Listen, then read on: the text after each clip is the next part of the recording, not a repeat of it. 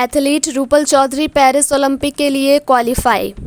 रूपल चौधरी ने 400 metre mix relay women में Paris Olympic के लिए क्वालिफाई कर लिया है।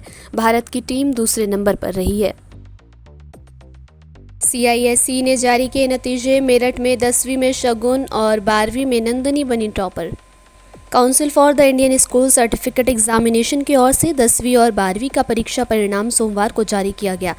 मेरठ जिले में 10वीं कक्षा में सोफिया स्कूल की छात्रा शगुन ने सर्वश्रेष्ठ स्थान हासिल किया।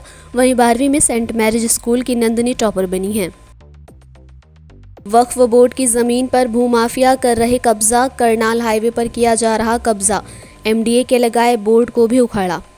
हालांकि संबंधित विभाग के अधिकारी नोटिस देने और ध्वस्तीकरण की कार्रवाई करने की बात तो ज़रूर कहते दिखाई देते हैं, लेकिन इन दबंग भूमाफियाओं पर इन धमकियों का कोई फर्क नहीं पड़ता। जबकि कई बार विभाग द्वारा बोर्ड तो लगाया जाता है, लेकिन दबंग भूमाफियाओं के हाथ इतने मजबूत होते हैं कि वो सरकारी विभाग द्वारा लगाया गया बोर्ड भी उखाड़कर फेंक देते हैं। भाजपा नेता आफाक सैफी का कहना है कि प्रशासनिक स्तर पर अभी तक कुछ नहीं हुआ है, इसलिए अब वो चुनाव के बाद इस पूरे मामले को लेकर मुख्यमंत्री से शिकायत करेंगे। रांची में कई जगहों पर ईडी का छापा। भारी मात्रा में नकदी हुई बरामद। प्रवर्तन निदेशालय रांची में कई ठिकानों पर छापेमारी कर रहा है। वीरेंद्र राम मामले में झारखंड के ग्रामीण विकास मंत्री आलमगीर आलम के PS संजीव लाल के घरेलू सहायक से भारी मात्रा में नकदी बरामद की गई।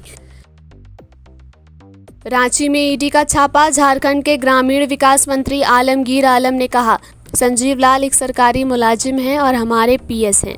हम PS का चुनाव अनुभव के आधार पर करते हैं। जो आप देख रहे हैं वही हम भी टीवी के माध्यम से देख रहे हैं। ईडी का क्या निष्कर्ष आएगा वो देखा जाएगा। संजीव लाल एक सरकारी मुलाजिम है, वो हमारा PS है और हम लोग भी जब भी PS सिलेक्शन करते हैं तो अनुभव के आधार पर करते हैं। इसके पहले भी दो मंत्री का PS रह चुके थे। अब हम लाए हैं, सरकारी मुलाजिम है। टीवी में आप लोग जो देख रहे हैं हम भी वही देख रहे हैं। अब ईडी का क्या निष्कर्ष आएगा बाद में बताया जाएगा। ईडी द्वारा रांची में कई ठिकानों पर हो रही छापेमारी पर बिहार के उप मुख्यमंत्री सम्राट चौधरी ने कहा, ये सब लुटेरे हैं। लालू प्रसाद का परिवार हो, शिबू सोरेन का परिवार हो, ये देश को लूटने वाले हैं। इन पर जब सरकार कार्रवाई करती है तो दर्द तो होगा ही। देखिए ये सब लुटेरे हैं।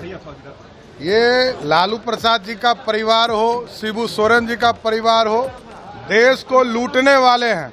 और लूटने वाले को जब सरकार कार्रवाई करती है तो दर्द तो होगा ही। मेरठ में युवक की हत्या से हड़कंप। परिवार में मचा कोहराम।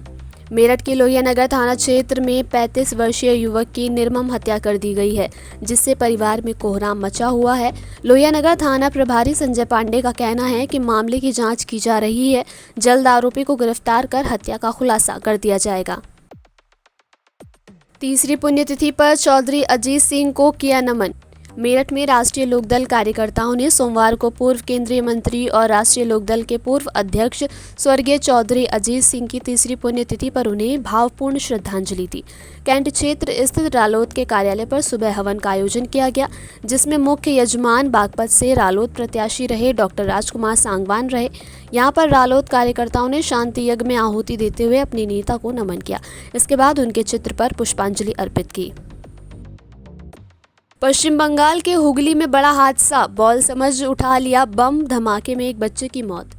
पश्चिम बंगाल के हुगली के पांडुआ में तिन्ना नेताजी कॉलोनी में एक रहस्यमय विस्फोट में 2 बच्चे गंभीर रूप से घायल हो गए।